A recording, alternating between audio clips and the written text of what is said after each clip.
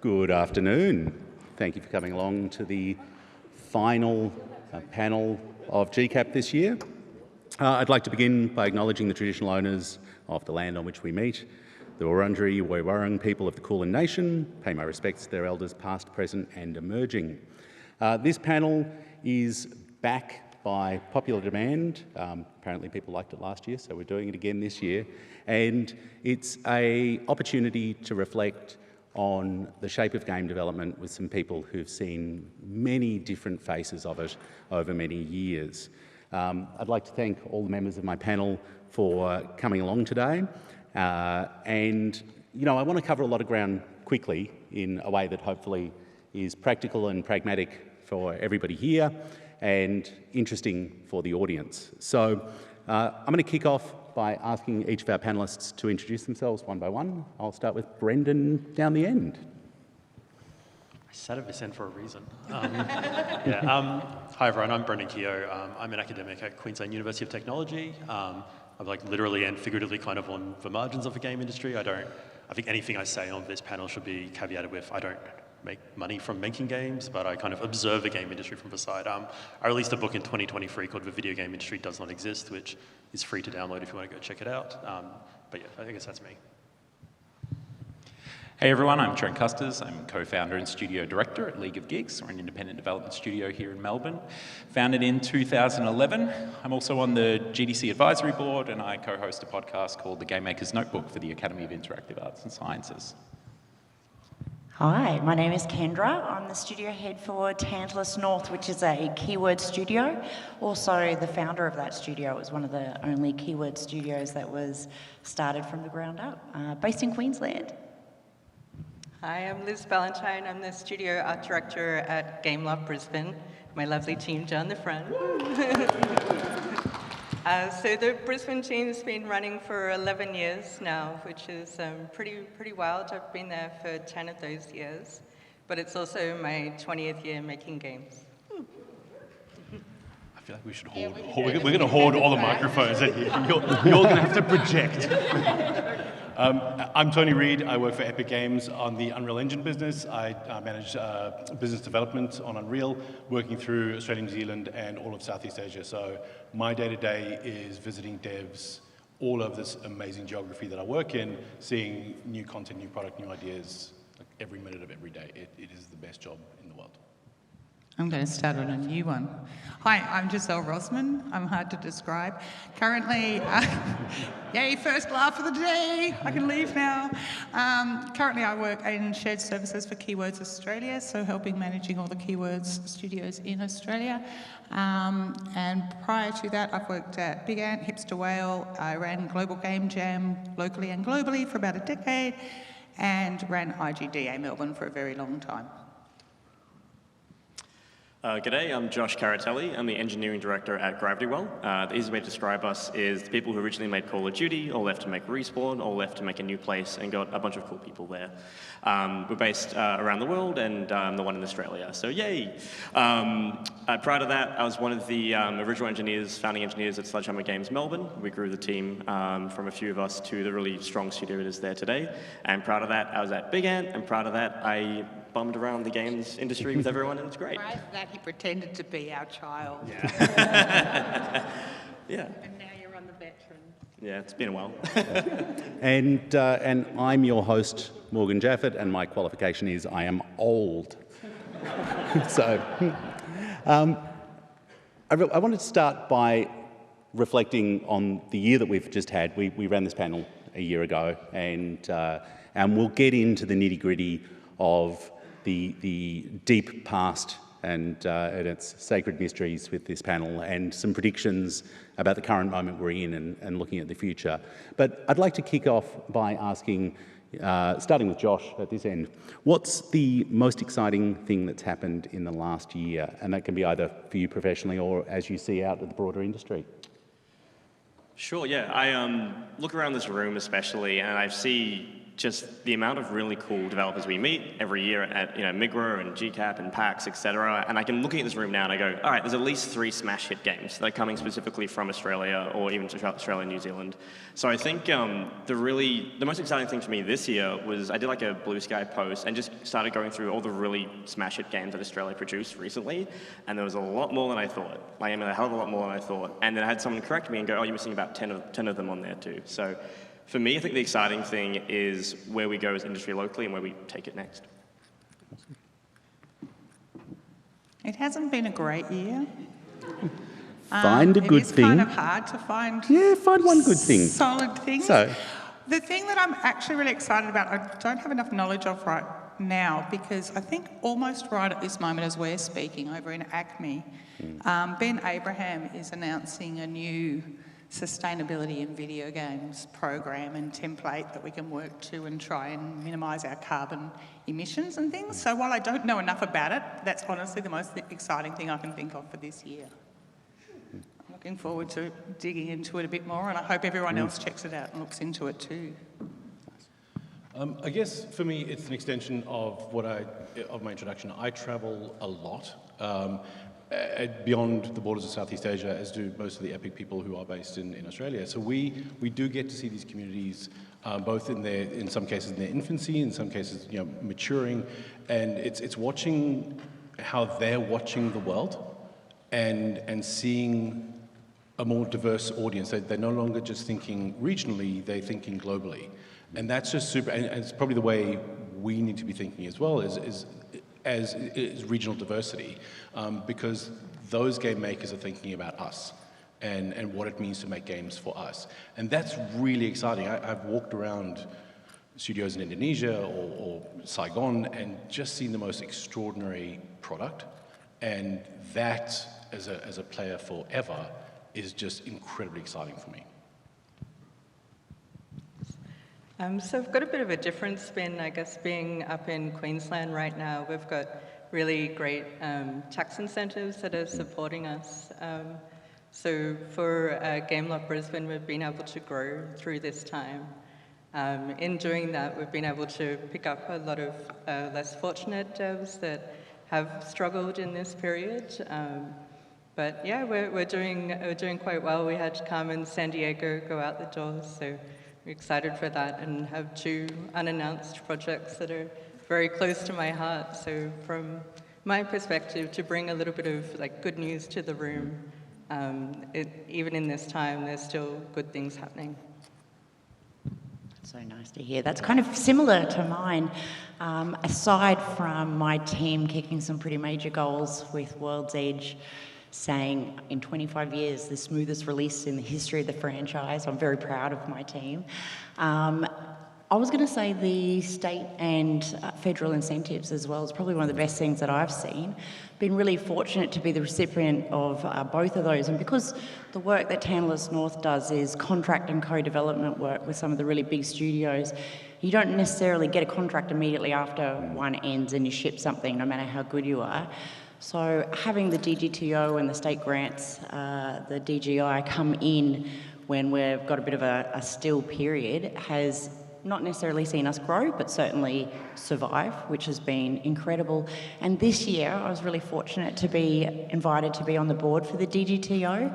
Obviously, I can't have anything to do with our submissions that go in, but what I have been able to see for the first time is what's happening in the Australian industry and how many awesome games are going through, and also seeing them being supported. So if they're going through hard times, getting that bit of the 30% rebate from the DGTO is absolutely astronomical. But seeing everything from indie games to really huge things being made in Australia, things I wasn't even aware of, is incredibly hopeful. And right now, I think hope is something we're all hanging on to a lot of. It's incredible to see. Similar to Tony, I spend a lot of time travelling around the world, but also through the privilege of hosting the podcast, I talk to some of the most eminent leaders in the industry, and League of Geeks has been in hibernation for about 18 months, or 12 and a bit, and I've spent a lot of that time talking to people, travelling the world, thinking about and having conversations regarding survivability, sustainability in the face of geopolitical, macroeconomic, industry changes, whether they be economical, structural, all of that. And I think the best thing that has happened in the last year is that everyone has finally decided that it's not actually going to recover and that this is the new normal. Like, finally we can accept that. And what that's meant is that people have started to deploy cash again into the industry in really targeted, really interesting ways. But I guess you could say nature is healing in a sense. And we've gone from late 2023, early 2024, when you couldn't get anything signed, no matter who you were, everyone was freaked out. And now we have people signing projects. I'm hearing weekly about fantastic deals that Australian or New Zealand studios are doing with major international partners, and that's obviously just on our side of the world. So really great news for the future and how we plan moving forward. Yeah, pretty similar as well on the sustainability front, but I guess like what's been really exciting to me has been the very kind of frank and honest and hard conversations being had around the industry, and very much here over the last few days as well, about sustainability and what it actually means to make games. And what we thought making games was that, you know, things like it's a cultural sector, not a tech sector, and that means a lot of the games we're making is just buying lottery tickets for all the biz dev and all the wish list numbers and whatnot. At the end of the day, it is kind of buying lottery tickets, and like, what does that actually mean? How do you build a business model around that the same way musicians do and writers do and painters do? And seeing those hard conversations happening more and more. And, you know, related to that, conversations around unionisation and Game Workers Australia going strength to strength, and in America, there's Game Workers CWA kind of picking up and going really exciting. Lots of discussions around like collective, like cooperative models of ownership, and then just like, do we have to make games as big as we used to make them, which several of the keynotes here have kind of addressed head on as well. So just a lot of really good, hard conversations being had about how do we do this more sustainably has been really exciting to see. Yeah, that's a really great jumping off point, I think, to acknowledge the chaos of the games industry over the last year, 2 years, 5 years, 10 years, 25 years, however you choose to look at it. But I'm really interested because everybody on the panel has managed to do this for a long time, and that's not universally true. So can you give us a little bit of insight? And I invite you all now to jump in as you'd like to jump in. We'll keep things moving around. I'd like to ask you, what is the trick to building stably on shifting sands?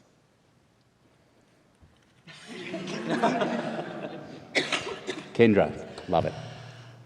I'm not sure that I know an awesome answer to that, except evolve or die. I think that's the thing, is constantly reinventing yourself and shifting, getting really comfortable with change. Change is just constant in our industry, and I think it brings up a lot of feelings of imposter syndrome in particular. It doesn't matter how long you've been doing this. It was incredibly refreshing to hear our keynote speaker today talk about how he has feelings about job instability. It's like, it doesn't matter if you've made it, you have to get really comfortable with it. Things are just going to constantly change. And I think weaponizing your imposter syndrome to stay humble and keep learning and just keep reinventing yourself, keep learning new things, is probably the best strategy for survival, I would say, in this industry. I would say that the first step is acceptance that the sands are shifting perpetually. I mean, we did that. League of Geeks was kind of built on that model. I remember a talk that I gave in GDC where I, spoke about us building a small ship as opposed to or a small boat as opposed to a large ship, and the agility that allows. And that was something that went into every way in which we scaled the studio and maintaining that agility. But even then, I mean, we were 75 people, 2 teams. Teams of, games of 5 to 10 million USD over 2.5 years. So like there's a certain amount of structure and inflexibility even at that sort of small scale AA, or whatever you might call it, III. And it was just a period of time that came along that rocked us. And so in thinking about we've gone back down to 3 people. How do we think about League of Geeks if we're going to reinvigorate this thing? And Phoenix said, what does it mean now if we're back to square one? We have to build a studio. And it's going to takes 10 years to build a studio, really it does. To build the trust in the team, to build that institutional knowledge that Liz was talking about, all of that stuff. And so the first thing is really accepting those shifting sands. And in my role as a GDC advisor, I see every talk submission that goes into GDC. And then they fly us out to Seattle, and with 40 of the other world experts, or I should say just world experts and me, I hear all of the conversations about everything that's happening. And the interesting thing is how many folks are still trying to make games and run studios and operate a business in ways that have proven to fail or that are the same as 5 years ago. And I think that those studios that are building flexibility and agility into their model while still maintaining a plan and a forward momentum are really the ones that are coming out on top here.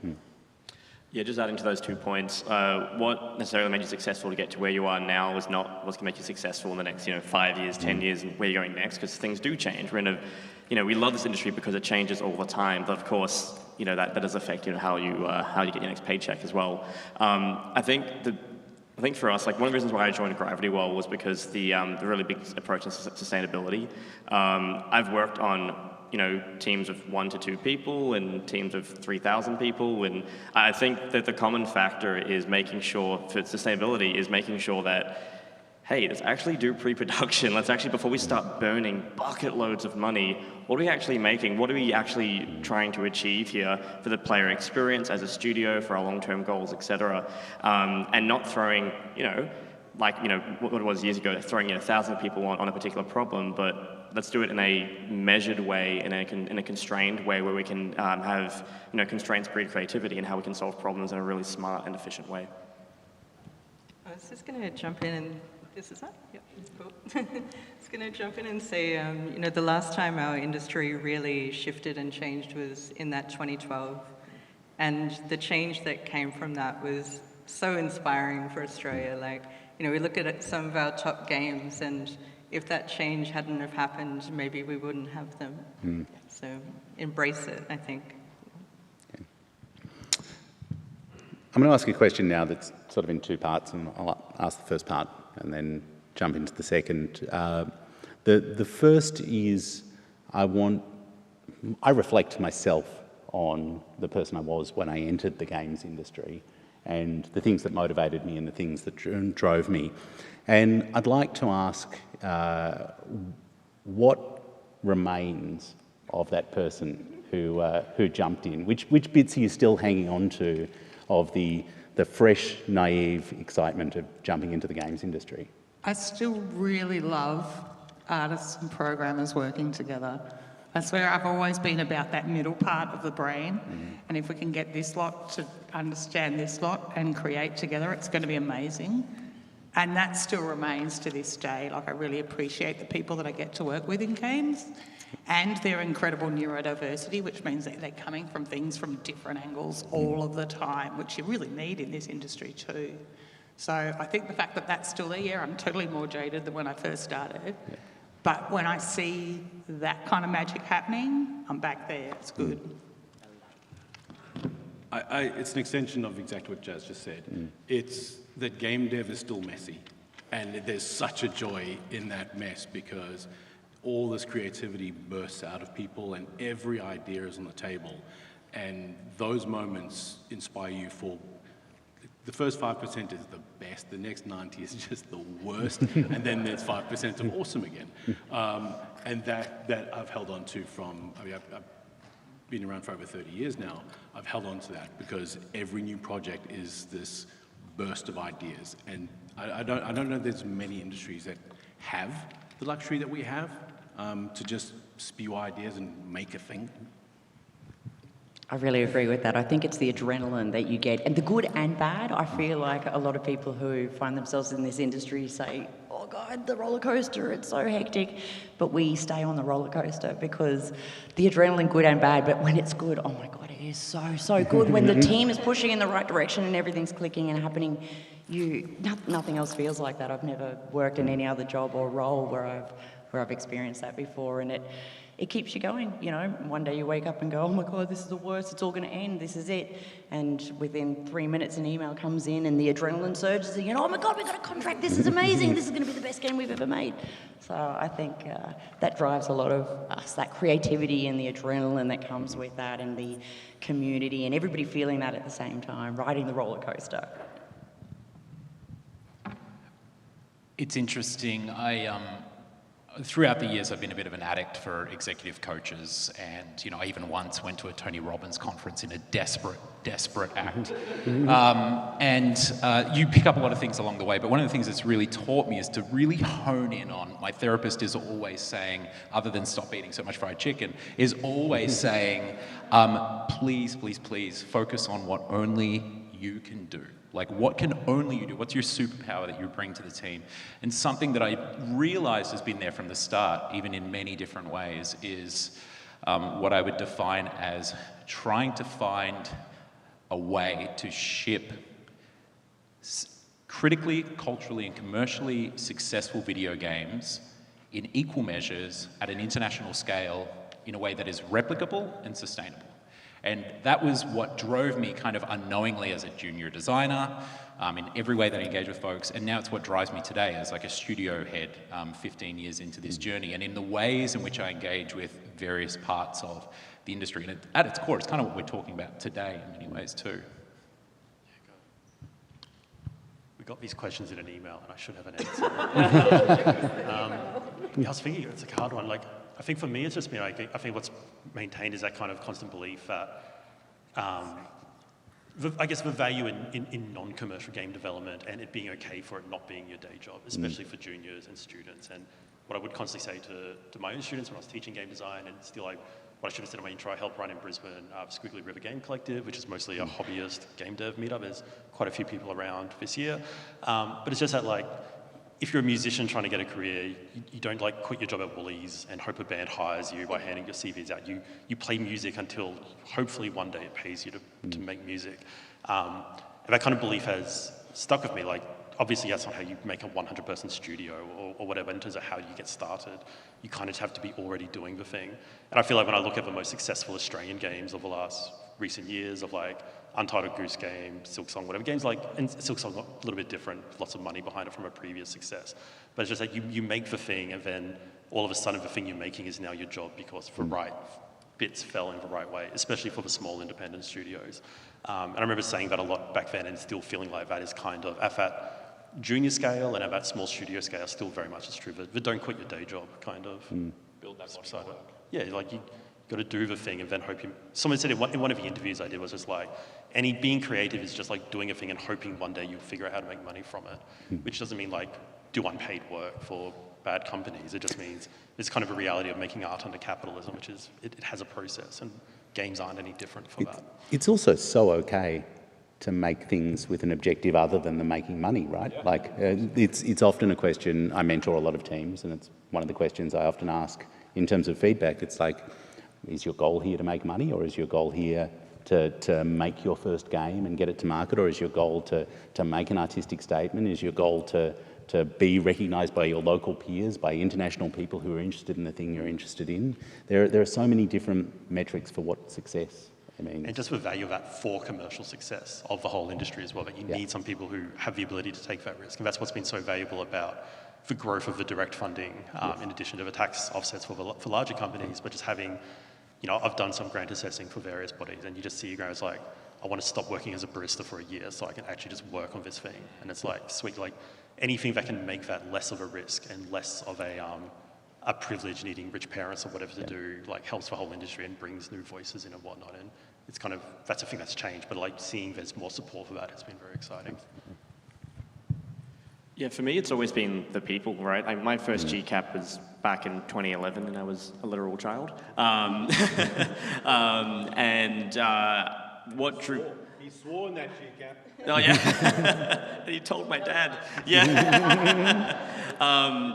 And the thing that always drew me to games was the people. It's like I've never met such a diverse group of people who are really smart, intelligent, caring. And I think for most people in this room, it probably stands true that we're making games for the people we work with. We're not here to make a particular style of game. I've only met a handful of people in the industry who are in the industry to make, like a World of Warcraft specifically, because they love that game or whatever. And that group of people does exist, but it's like 3 out of, 150,000 or something, So, for me, it's that, from back in 2011 to now, the thing that's always remained constant for me and a lot of other people was just, I don't care what we're making. It could be, like a very gritty first-person shooter or a very artistic statement, or anything in between. And it's just the people you work with that, what keeps me here. Yeah.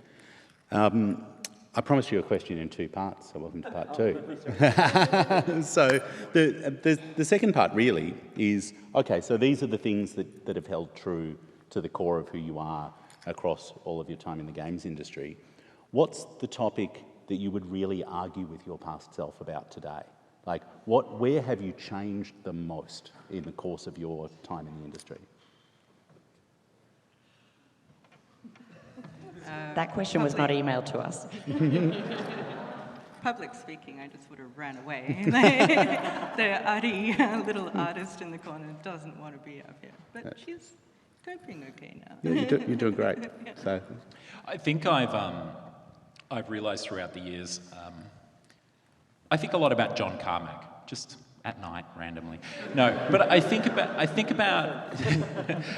about studios who built their future and built their empire based on the particular talents of people who were there. And I think, and it speaks to what Josh is saying, right? Like, you build a studio and you build games around what are the strengths of your studio and who are the people there. A very dear friend of ours, Adam Duncan, was our art director and essentially a co-founder at League of Geeks, passed away last year. It's one of the closest people to me who's ever left this world. It's also the most talented person I've ever known in my entire life, and every League of Geeks game has Adam all over it. So if you've seen a screenshot of our game, you've seen his incredible work. And one of the hardest parts of his passing was thinking about how we underutilized his immense talent and how much I'm being harsh on myself for the purpose of, sort of telling this story here, but how much we chose to do 3D games and his strength was in 2D animation and art. And it's like, that's such an interesting decision, and I could persecute that for the end of my days. But I think it's a really interesting point about the people who come up with us. And I think as a young game designer who is filled with, will surprise none of you, ego and hubris and excitement and ambition for leading great people and empowering them to do great things, I think too often I got in the way of those people sometimes. And I think if I had looked at empowering in a more holy, or a fuller light and thought about those moments, and I can think about 4 or 5 at the top of my head where people brought me great ideas, and I can think of 20 where I let them roll through and I was like, that's great, and fanned their flames. But I think building a studio around the people around me, and doing that more so, giving way to great talent and removing my ego from the room has been a continual shedding of identity as leadership, I think actually what I'm going to say is related. So, as I said, I'm old, and I've been around a very long time. My career started when I was working the Sega Master System back in the day. And as games started becoming more popular, I got very protective of the games industry and the fact that I was the nerd, the geek, and how dare people suddenly be, in my space, and it being cool. And so for longer than I should have, I was quite resistant to the idea of games growing and games becoming popular and games becoming part of a social norm. And it took a switch in my head to kind of realize that I think the very first time I saw an ad on TV, which oddly enough I worked on Command and Conquer, and I was part of the reason that ad was on TV. I had to flick a switch in my head to celebrate this thing that the more people were playing games, to kind of appreciate that this industry that I was part of was just resonating with a whole new audience base. And I could go to work or I could go out and people were talking about a video game that they played. And today, I genuinely appreciate that Tony did make that switch, because everyone I talk to now, I can have appreciative conversation about this thing that we do. I wish I had a bigger change on how much I care about diversity, particularly gender in games. I think we're doing really well across non-binary and transgender people, but if you look at our women in games, it's still shithouse. And that makes me really sad, and that's why I'm really glad to hear that you're getting less gatekeepery, because that's part of the problem. And that's why I wanted to go next just there. So yeah, that's the thing that I really... You keep seeing moments, and then fucking Gamergate comes along, and we feel like we're doing Gamergate 2.0, but with presidential preference and fascism. So that's what I wish had changed more. So let's keep doing that. Let's try harder. Let's start again. Let's do it. Can I just jump in on that really quickly? Yeah. Because we do get to travel, and I'm looking at Chantel, and we travel through Malaysia or Indonesia or Vietnam or the Philippines. I don't know if Louis is here, but thank you. Your potion right here.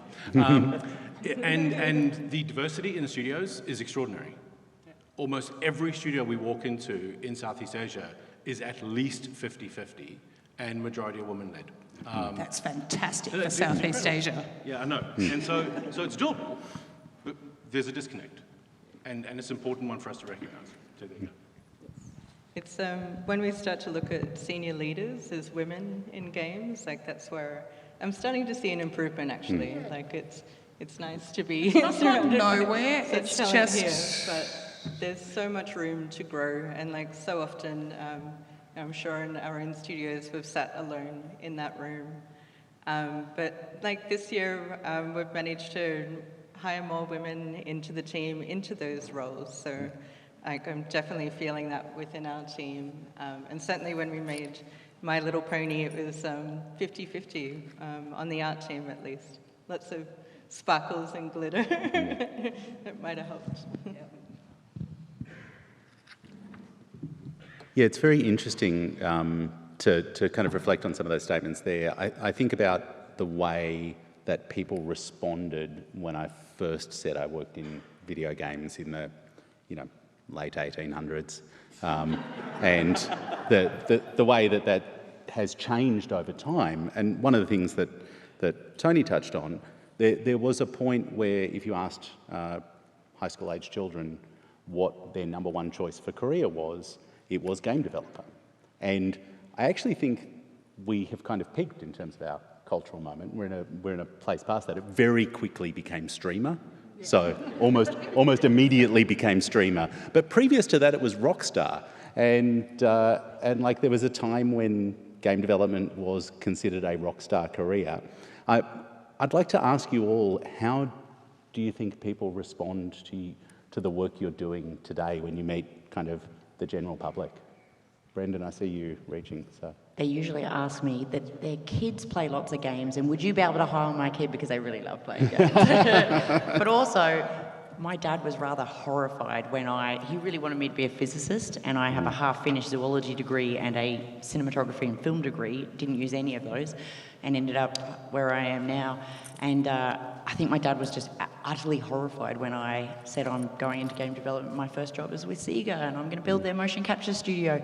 And he was embarrassed to tell people that that's what I did. He thought that was really strange. And now, 17 years later, loves to tell everybody that that's what I do. He thinks I'm very successful now. I was going to say my dad did the opposite. Yeah. So my dad is a carpenter and architect, and for me, I was like, oh, this could be pretty cool. And he's like, no, Liz, you hate maths. Go do something more creative. I think for me, and it goes to what you were saying, Morgan, and what I was saying, I was just like, games are just normal now. Like, in a lot, it's like, for a long time, it was like, games are bad, they're making everyone murderers. And then the next flip was, oh, games are great, they'll save the world. And it's like, this is literally the same argument. You just replace bad with good. It's like, are games good? And it either has to be they can do good and bad, or they can't do either. It has to be one of those. Anyway, shout out to anyone who's here from Games for Change. But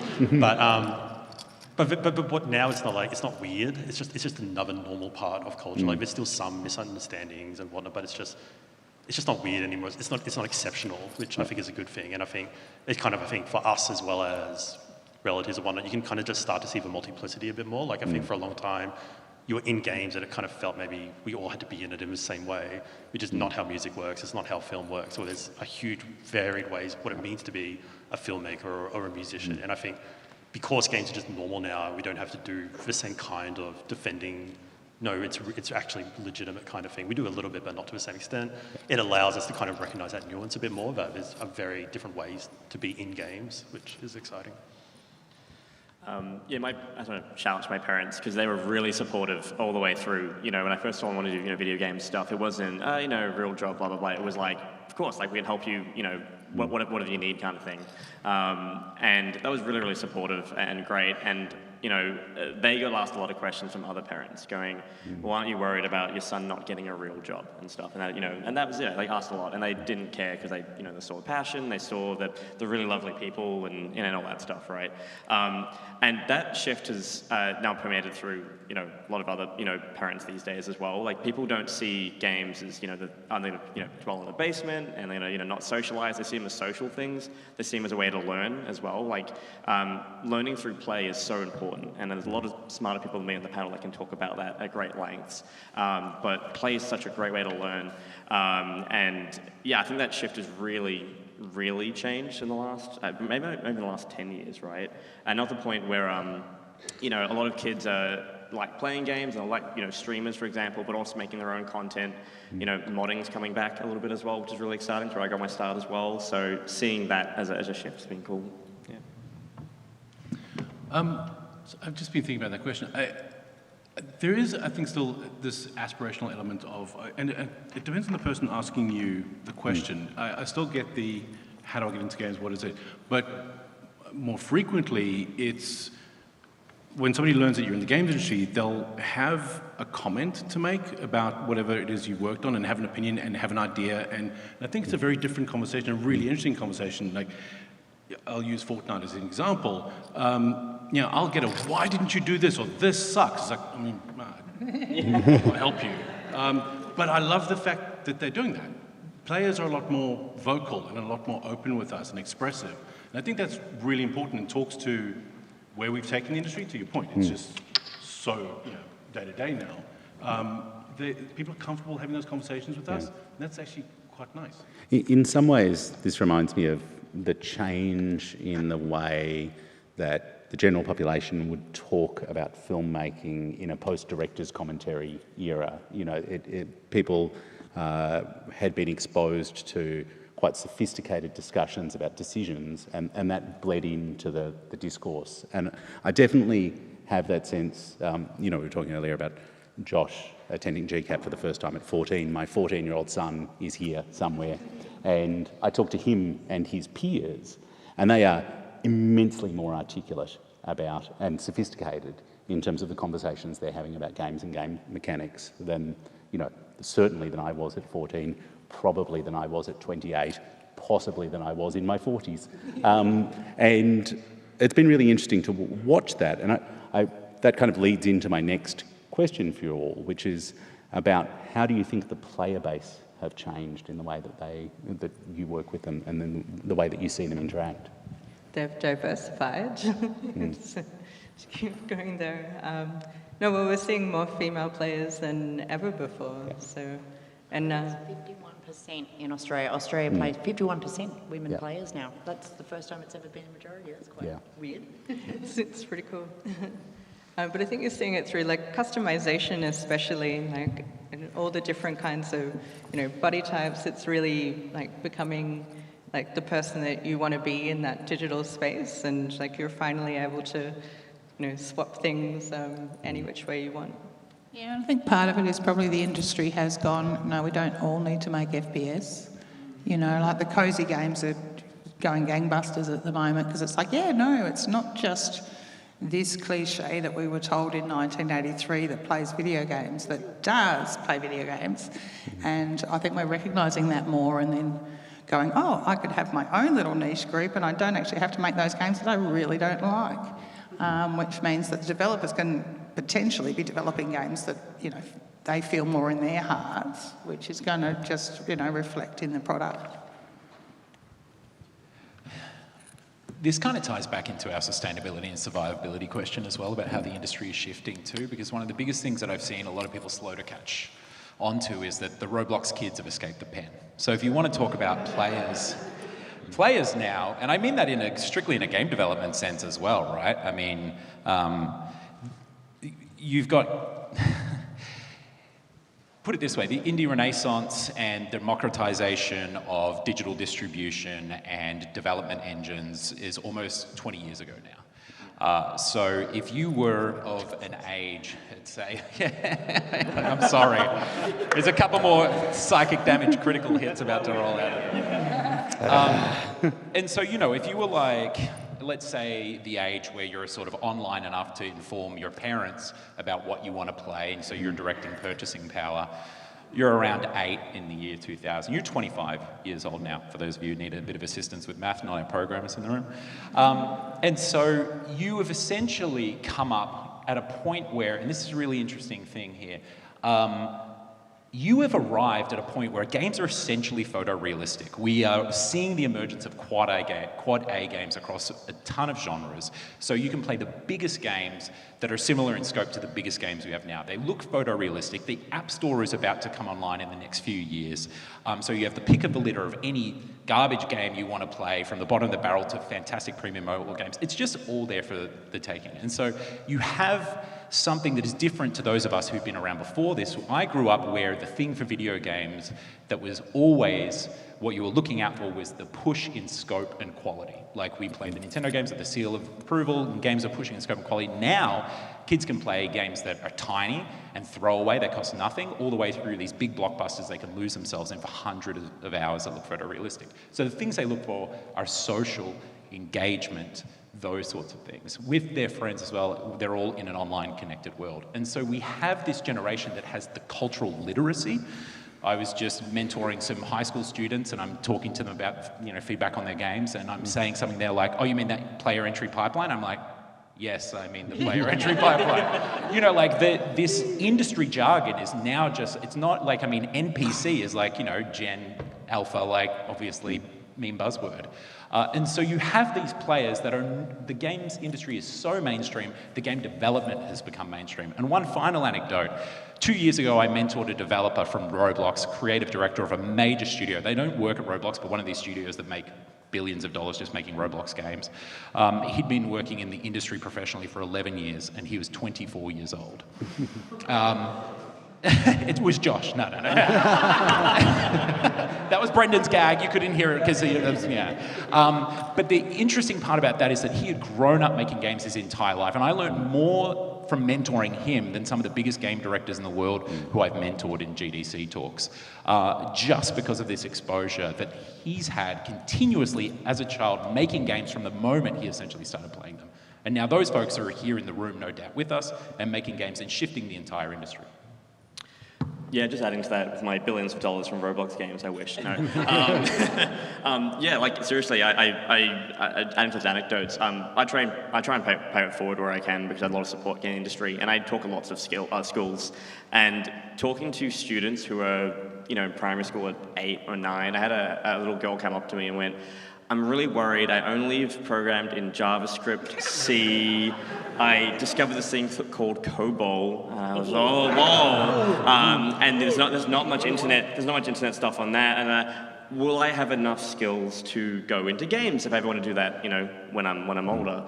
And because I would like to do that, And I went, it was really impressive to people in 14 years ago that I'd opened UE3 and I made a really basic map, and that was like how I got my ticket in. So the bar has just risen so damn high. And as a result, the entire industry shifted too, so yeah. Yeah, I was going to say something very similar to Trent, but less smart. But I was like, that just the search for photorealism and technological upgrade no longer produces demand for what it did for like 20 years, right? That was kind of the game industry's one big trick, was like, we release a new hardware with pretty much the same game, but it's twice as many polygons, and that's amazing. Like, GTA 3 was something like 8 years after Doom, I think, I figured out, or it's like GTA 3 to Alien Isolation is like Alien Isolation to now. Like, it's just insane. But like, and so like, that's why no one bought a PS5 apart from the fact that it weren't on shelves. Was just like, the games literally don't look any better than they did on your PS4. Like, this doesn't drive demand anymore. While at the same time, the kids are playing Roblox, they're playing Minecraft, they're playing what's the one where you climb a mountain? Peak? Like photorealism isn't the thing that sells games anymore. Like, a new technology isn't the thing that sells games anymore. And I think like that's great for indies, it's great for actually thinking about style and stuff like that. But I think, to me, that's the main one in terms of a player base. And mobile games obviously have been a big part of this as well, but just that's not the main thing that players care about anymore. Even if the gamers online say they do like frame rate or whatever, that's not actually the primary thing anymore. So what else is there in its aesthetics and style and experience? I thought Josh was going to talk. I didn't have my question all lined up. So that's kind of a lot of looking at how we've come to where we are today. And I'd just like to ask, today's obviously at the end of a quite chaotic 3-year cycle that has seen some peaks and troughs. I'd like to ask, from where you stand now, looking forward, what do you see on the horizon? What's coming up? I'll start really quickly while everyone thinks. I think we're turning a corner very slowly from the last 12 to 18 months. I'm feeling quietly optimistic that next year's not going to be as bad as the last year.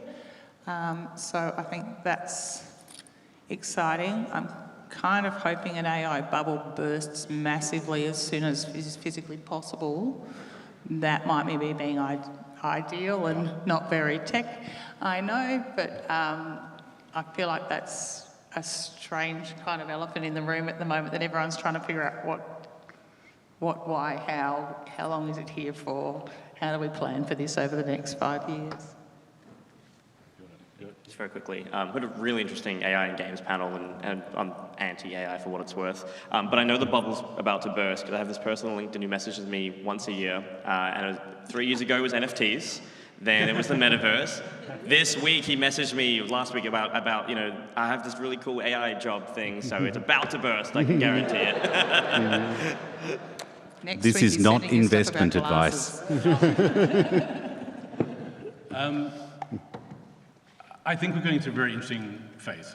And the Roblox conversation is a big important part of that, because it's players are becoming co-developers. Sorry, and UEFN as well. UEFN. So players as co-developers, I think, is very interesting to me, but also these, including UEFN, where players' time is being challenged, and we don't see that kind of longevity or attachment to games that we've seen in the past. We're seeing more and more bite-sized games. I don't know if you're familiar with all the mini-game stuff that's happening in China right now. It is a multi-billion-dollar industry, and these are short, sharp games that people just jump on, play, discard. And games being disposable is the most horrendous idea to me. But they are, in some cases, becoming disposable.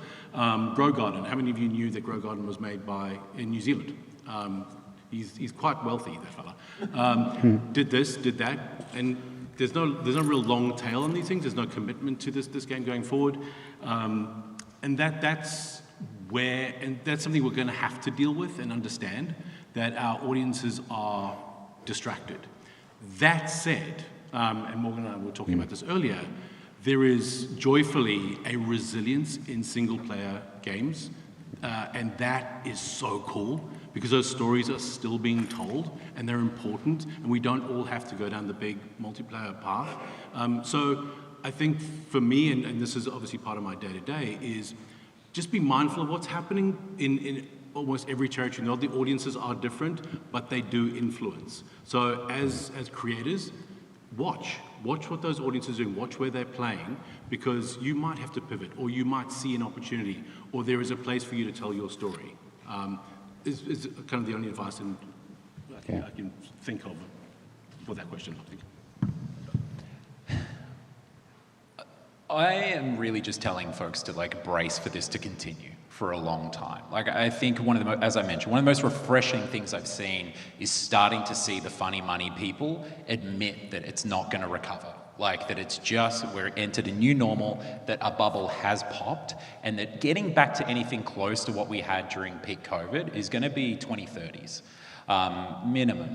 That's, quote me on that if I'm wrong, but that's how I feel. And I think it's really important to touch on what Tony's saying too, in that there is going to be a reckoning to a bunch of, like, the reckoning to AAA studios and the funny money that's found its way into a bunch of studios that are still running in stealth mode, who are X this, X that, making their, live service arena game or whatever.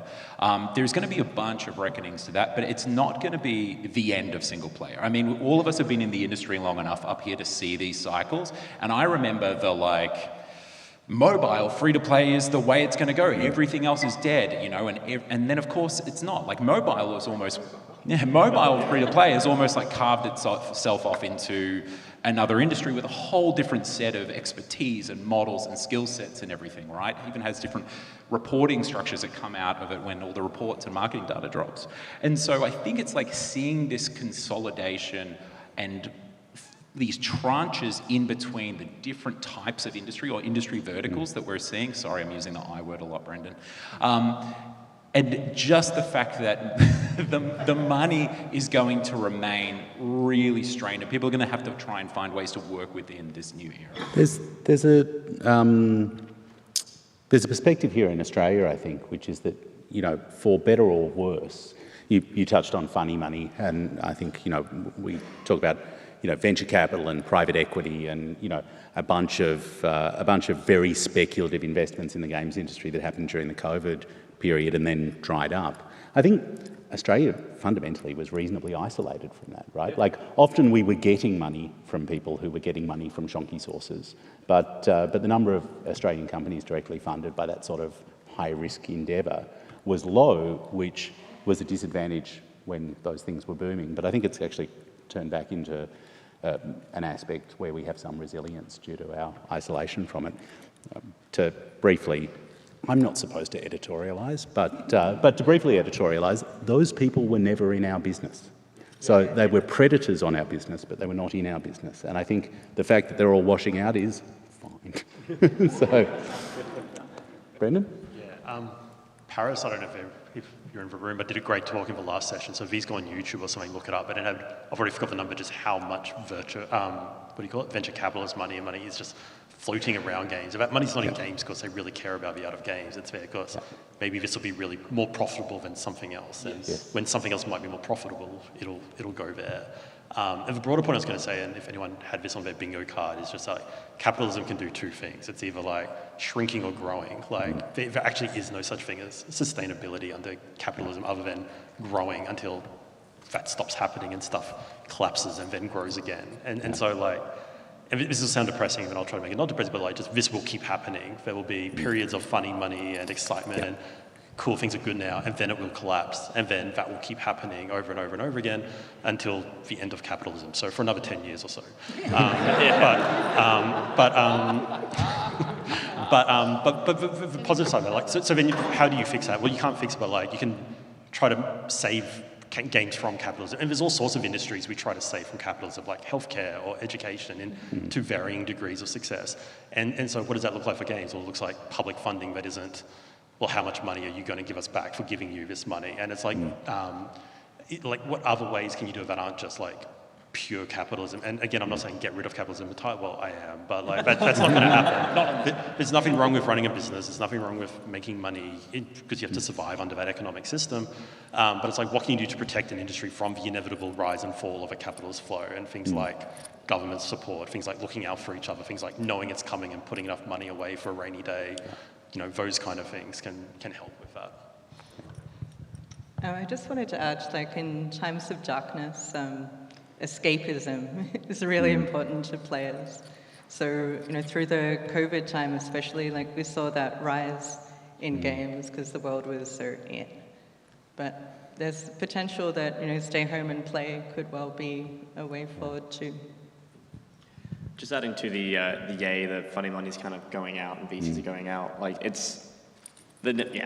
if they thought for longer than 2 seconds, they would have realized that the whole point of how you make a successful game is you keep the team together and more darts at the dartboard, right? Like I think Trent was saying it takes 10 years to grow a studio, and that's absolutely true. So the more darts you get, the more chances you are going to hit a bullseye and maybe get it on the first try. Usually it's game 3. Hopefully it's before game 15. But if you get to game 15, then congratulations, you've kept that team together. You learn the same language, the same nomenclature of how you actually work together, all that stuff, and that's great. So yeah, like, bugger those guys. I can't swear, so bugger them. Yeah. I mean, Tony will tell your parents. So, Yeah. so. I'm not worried about anything else besides that, yeah. That's kind of looking out at the horizon from where we are today. What do you each think is the big opportunity that is not being fully seized today and in the near future? I'm going to dive right on that because, again, seeing all the talks coming at GDC, I can't tell you what they obviously are, and there's thousands of them that come through, but the most disappointing thing was the lack of talks that were submitted around folks who are utilising this immense shake-up that we're having in the industry and that's been happening to deploy a new strategy or a new agile way of doing business. And I'm not talking about some AI wrapper. I'm talking about fundamentally changing the way in which they make games, or the way in which they build teams, or the way in which they seek capital, the type of capital that they seek. How they diversify their revenue, the genres that they're working in, all this sort of stuff. And it's not that it's not happening. There are fantastic examples of folks out there. One of my favorites is Joost van Dongen, a Dutch developer, founder of Galaxy Grove, he basically set up a 5-game plan where he's going to focus on getting games out in rapid succession, getting those hits on targets, building that institutional knowledge as fast as possible, and he's already had his big success on game 2. And he was able to secure 3 publishing deals when no one else was getting signed. Another one is Olivier Nelson Jr. over at Strange Scaffold, building a really interesting model that diversifies his team and his games in a way in which he was able to sign a multi-project deal, something that funny money people told me to my face couldn't be done, and I got to tell them that it was able to be done and that was being done right now. So there are really interesting adaptive ways, and I think, chaos is a ladder, right?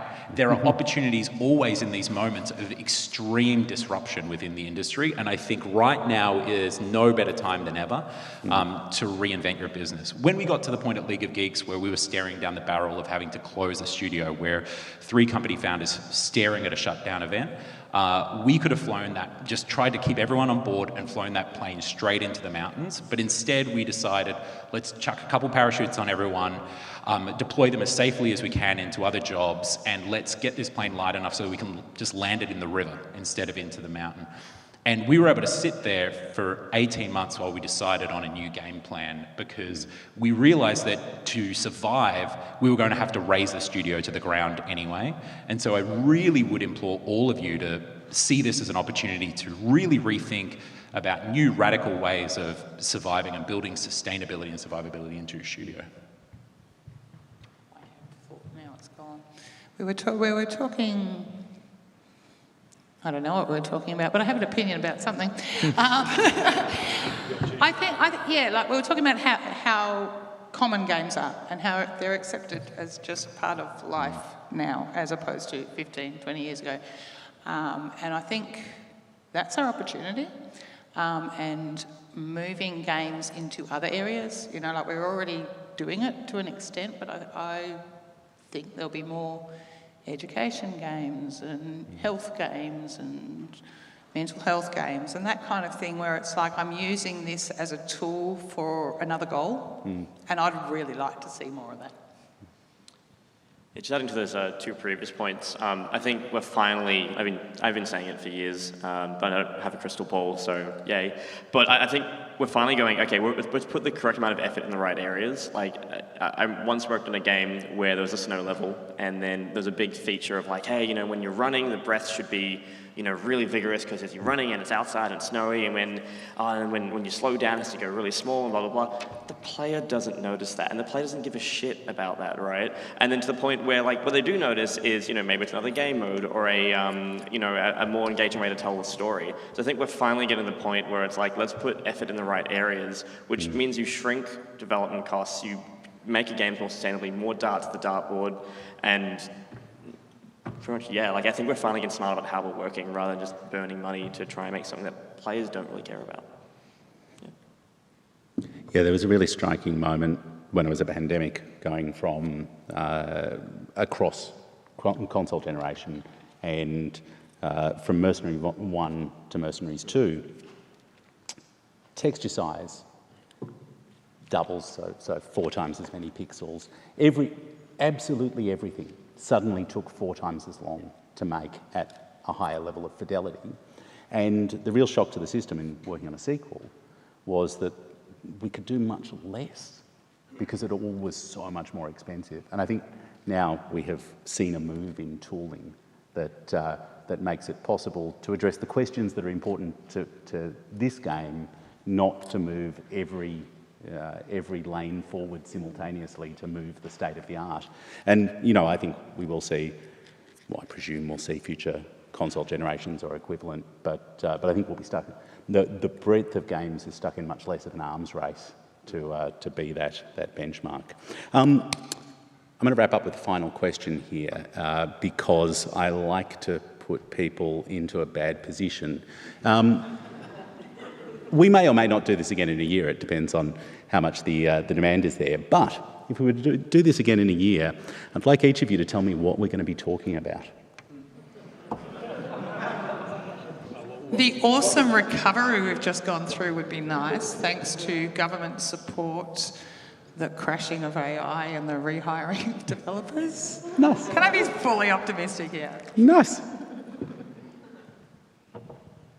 How lucky we are to still be here. I really hope that, you know, a lot of people are talking about how lucky we are in Australia to have these incentives and government support and things, and I think people aren't being vocal enough about that. I really hope that we're not talking about that we've lost these incentives. They're really important. I hope people are sharing a lot more stories around what that's done for their studio and imploring our government how absolutely necessary this is to help see us through these tough times and rebuilding what this industry looks like and what kind of things we're delivering. So, yeah, I think mainly we're really lucky we're still here. That's all.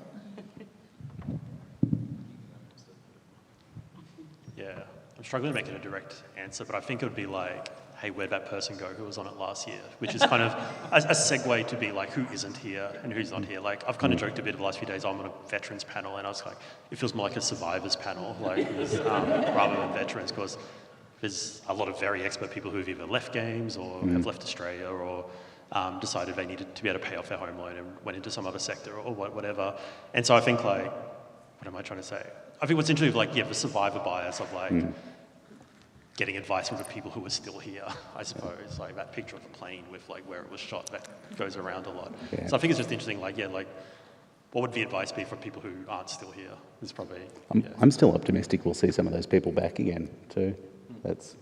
So the wheel has turned, and I've seen people go out and in, and you know, I hope next year we're like, oh look, person X is back, and you know, so. I hope AI, we can't put that genie back in the bottle, unfortunately. So I hope we're having conversations about how we found ways for ethical use of AI. AI is a tool. We're always going to see bad actors. That's unfortunately inescapable. We, as an industry, can define the rules of how AI is used.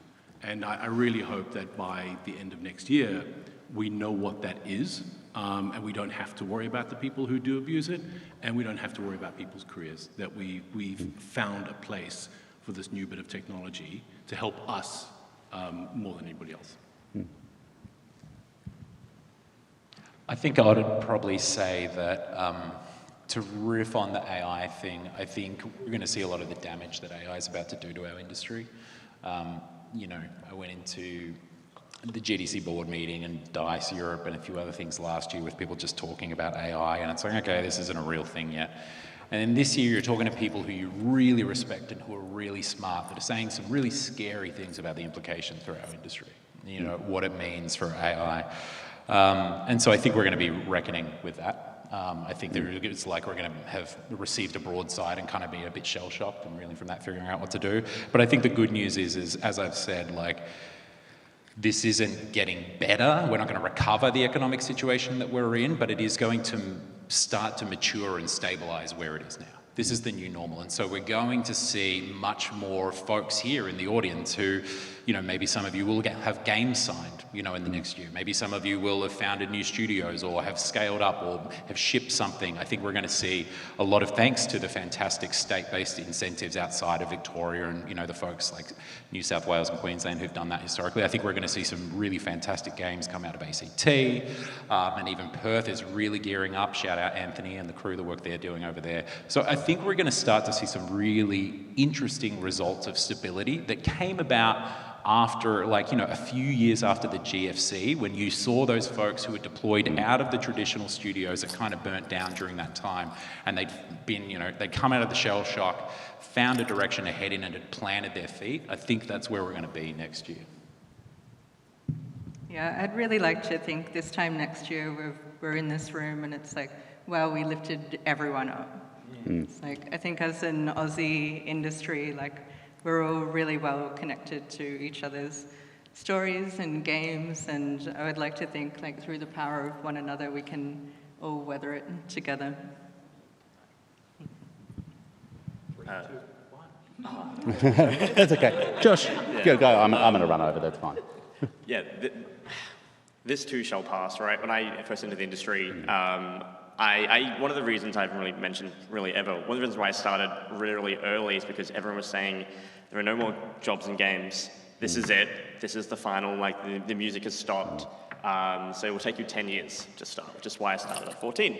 And I'm seeing the rhythms again, history doesn't necessarily repeat itself, but it has rhythms and rhymes. So this will happen again. And I think someone joked it will happen again in 10 years again. So this too shall pass and we'll keep going. Yeah. Yeah, no, it's, yeah. Yeah. And I think big picture, just to wrap up and summarise, the last few years have been a huge shake-up in the industry. And to touch on the commentary from the panel, tomorrow will never look like yesterday. That's a positive. We have the opportunity to build tomorrow. And one thing that I've really reflected on over the course of this GCAP and talking to people and seeing projects and getting a sense of where people are at, the industry is extraordinarily shattered at the moment. And I have no idea what the healthy industry of 5 years in the future looks like. But what I do know is that the green sprouts for that are growing today. There are lots of green sprouts. I can't tell you which one grows into a mighty redwood, but they're here today, and that sense, I think, is palpable. So with that in mind, I want to thank you all so much for coming along. Please thank our panel.